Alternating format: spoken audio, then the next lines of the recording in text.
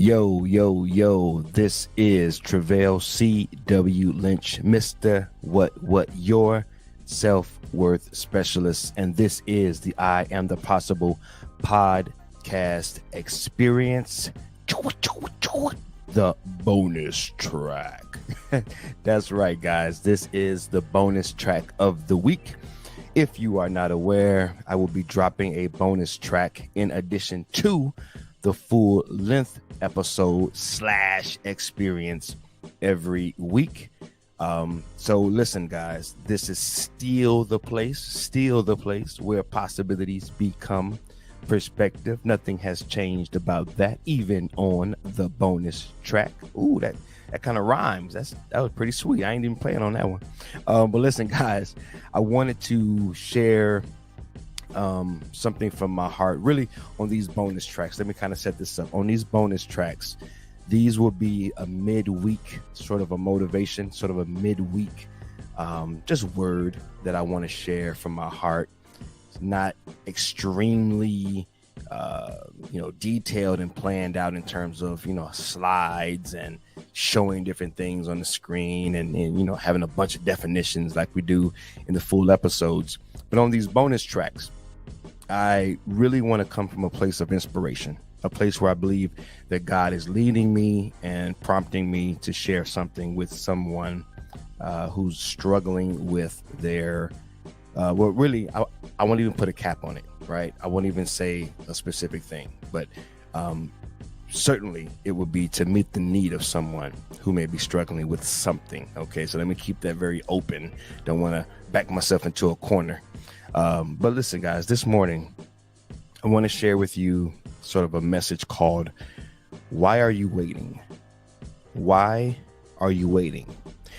Why are you waiting for what, right? Why are you waiting to accept yourself? Why are you waiting to appreciate the person that you are? When you appreciate something, right? When you appreciate something, you value it. You see what's right with it. You care for it, right? You speak well of it. You hold it in high esteem. Not talking about arrogance, not talking about being cocky, but it's about knowing that you are worth it, that you are worthy, that you have worth, that you're valuable, that you're significant, that you're important in this world. Now, I don't know if you guys have read my new book or you've purchased my new book, What Is Enough? But in that book, and it was really written to a group of individuals who are waiting. They're waiting for something to happen, for something to, come through for them. They're waiting for them, right? For them to accomplish something or to achieve something before they're able to really accept themselves, really love themselves, really embrace themselves. In fact, let me tell you this quick story. So there are several people along my path that contributed to this idea of the wait, right? But one of the most, I won't even say one of, but the most significant group of individuals, or the most influential group of individuals that led to this concept was a group of, I won't say coworkers, but they worked at my job. Okay, I didn't necessarily know a lot of them. I knew some of them, but not all of them. But I was commuting on this bus, the 160, right? Goes from Pasadena, California, out to Claremont, California. And I would get on this bus every day after work. And I would commute, 45 minutes, sometimes an hour and a half. And so I don't know about you, but I'm one of those people watchers, right? I just watch people. I observe their mannerisms. I observe them having conversations. I just people watch. And so for a good stretch of time, I got on this bus day after day, watching people, and watching people's eyes and watching people sort of, it was as if maybe I'm watching them think to themselves, right? Having that internal conversation, that internal dialogue. And then one day, this epiphany, idea, inspiration, I don't know what it was, but I believe that God shared with me, their heart. But the way I wrote it in the book and the way that I always kind of testify about it is, it was as if their eyes spoke to me. For some reason, I just locked in on the people's eyes, and they weren't necessarily looking right back at me, but they were looking in the distance, or they were looking down, but I felt in that moment, all of a sudden, that these people were saying to themselves, I really want to like myself, but not like this. That's all I heard. I really want to like myself, but not like this. And that's where I was introduced to this idea, this concept, that there are people who are worthy of being liked. They should be liked, right? They should be embraced. Their lives should be celebrated. In fact, if by no one else, they should be liked by themselves, but they didn't like themselves. It was something that they were waiting for. It was something that they hadn't achieved or hadn't accomplished or hadn't attained. And they were waiting for something to happen, some state of being, some change in their lives, right? And again, guys, this was just an unction, but that unction sparked my entire company, iAMthepossible. It sparked, me writing an entire book. The idea that there are people that exist that say to themselves, man, I really want to like myself. I really want to love myself. I really want to find the good in me, right? I'm just kind of expounding on it. But at the base, right? The base conversation was, I really want to like myself, but not like this. Not like what? Not like what? What is it about you, right? What is it about you? And I'm referencing the people on the 690, but now I'm kind of asking you that question. If this sounds like you, where you find all the bad things with yourself, but none of the good things, or if you find a few good things, they quickly get smothered by all the bad things that you find, right? You judge yourself, you pick on yourself, you criticize yourself, right? You always kind of come up short, right? In your own eyes. Maybe you're comparing yourself to other people and you're saying, well, I'm not there yet, or I haven't done this or that yet, right?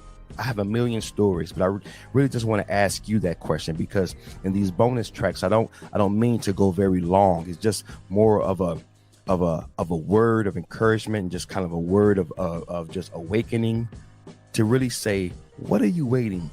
What are you waiting for? What are you waiting on? Has anyone ever asked you that question before? What are you waiting on? If you are out there and you're one of those people where you don't like yourself, you don't really embrace yourself, you don't really celebrate yourself, what are you waiting for? Because here's what I want to encourage you in. If you know me and you know this company, iAMthepossible, we champion this concept, right? I call myself the advocate for the already, right? The advocate for the already. Because it's already done, right? If you go to iamthepossible.com, the very first thing that you'll see when you open up the website is the greatest thing that you will ever become is accepting of what you already are. Get that, guys. The greatest thing that you will ever become is accepting of what you already are. Not what you will be one day, someday, not what you will be down the road, but it's what you already are. Think about this. We're living in the land of the already. Jesus already died for you. Jesus already went to the cross for you. Jesus already lived and died and went to the cross and rose from the grave, and now he's at the right hand of the Father. Like, he's already done these things. He's already embraced you. He's already called you. He's already created you. He's already sacrificed his life to have a relationship with you. Remember, guys, you are a creation. You have to remember, when you begin to judge yourself and criticize yourself and come down on yourself and just dump all on yourself, you have to remember, and I want to encourage you to remember this. If you do nothing else this week, take an index card and just write, I am creation. Okay, I am creation, right? You are a part of this universal creation. You are a part of this big global thing called life. Okay, and I want you to understand that if you are a creation, which you are, okay, I can't break it all down in a bonus track, but I just want to just drop a nugget of inspiration. You are a creation. Now, here's why that's inspiring. Here's why you can leverage that when you get down on yourself, when you can say to yourself, wait a minute, I am a creation. Check this out, guys.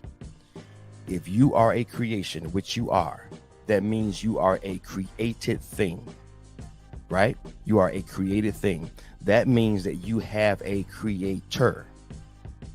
If you have, and you do, a creator, that means that your position in life preceded you. Your prominence preceded you. Why? Because anything that's been created was first needed and or wanted. Think about that. There's nothing in this world that exists. Nothing. I dare you to try to name one thing in this world that exists, that you can touch, that you can feel, that you can see, that you can taste, that you can smell, that you can name one thing in this world that exists that wasn't created. Okay? If it was created, somebody needed it or somebody wanted it. Why? Because the idea, the inspiration for that thing came out of a need. It came out of a want. Someone didn't have something. A spark of inspiration occurred, right? Because in their hearts, they had a question. Man, how can I do this? How can I do that? There was a question in their hearts. That's why I say that if you are alive, you are either an answer to a question or a solution to a problem. Your life represents an idea, right? Your life actually represents an idea. And so, guys, you are an idea. You are a creation. You have a creator. That means that you are that your value is built in. It preceded you. It came before you ever physically existed. And that should inspire you. Maybe it doesn't answer all the questions. Well, why this? Why that? How come this happened? How come that happened? How come my life is like this? How come I feel like that? I'm not trying to give you all the answers, but what I'm trying to give you is one idea that can anchor your soul, one idea that you can draw from and pull from when you really get down on yourself and you really say, man, I'm not this or I'm not that. No. Remember, those ideas are coming from you. They're coming from your experiences. They're coming from your past. They're coming from people that don't really know you like that. They're coming from all different sorts of places. But I promise you that none of those negative, self-defeating, self-limiting ideas, none of them are coming from your creator. Why? Because when someone or something creates something, they are in need of it. They want it. They want it to live and to breathe. They want to bring it to life. That's like with any inventor, right? They think about, they plan for, they strategize for their thing that they create and bring to the world and present it to the world. And they want that thing to succeed. They want that thing to thrive. They want the world to enjoy it, right? They celebrate it. They promote it. They honor it. And I want you to see yourself in that same way, guys. You are creation. You have a creator. That means he thought about you. That means you are his idea. And if you are an idea, again, you are a solution to a problem. You are an answer to a question. There was a need. There was a want that existed before you did. And now you showed up as that answer to that question, as that solution to that problem. That's what you are. Again, guys, it don't answer all the questions. It don't break everything down. But what it does is that it tells you that you shouldn't be waiting anymore. The wait is over, guys. You shouldn't wait another moment. You shouldn't waste another moment of your life, of your week, of your month, of your year, of your day. You shouldn't waste any more time waiting for something to happen, or someone to do something, or someone to say something that will validate you. You are validated. You have already been validated. The fact that you exist, right? Like I like to share, the fact that you exist, your very existence is the evidence that you are enough. Your very existence is the evidence that you matter. Your very existence is the evidence that your life has great purpose, great meaning, great significance. I'm just so excited about it. And I want you to take this encouragement this week. And I want you to listen to this message as many times as you need to listen to it, right? Put it on replay, right? Listen to it every morning. I don't know what you need to do, but if you're that person that's getting down on yourself, dumping on yourself, limiting yourself, criticizing yourself, hating on yourself, judging yourself, criticizing yourself, cutting yourself off from the joy and the peace that comes from a full acceptance and love and embracing of oneself, if that's you, consider that you are a creation. All right, guys, that's it. That's the bonus track, right? I just kind of, hey, that's what was on my heart. That's what I had to share. Message delivered. I pray that this message means something to you. I pray that it hits your heart. I pray that it touches you. I pray that something got in, right? And I pray that you would pray about this idea of waiting. Stop waiting. You have nothing to wait for. We are in the land of the already. Right? Remember, guys, Jesus, God already created you. He already sent his son to live, die, and to live again for you. He already wants you. He already needs you. He already created you. You already are. So go ahead and live your life in full acceptance and appreciation of who, what, and why you are. That's it, guys. Remember, the greatest thing that you will ever become, you may become a whole lot of things in this world, but the greatest thing that you will ever become is simply accepting of what you already are. And what you already are is creation. You guys be blessed this week, man. I love y'all. I'm praying for y'all. I'm believing in y'all. This is Travell C.W. Lynch, Mr. What, your self-worth specialist. And this has been a bonus track of the I Am the Possible podcast experience. Until next time, remember, this up in here, this place, yes, this is where possibilities become perspective. Peace.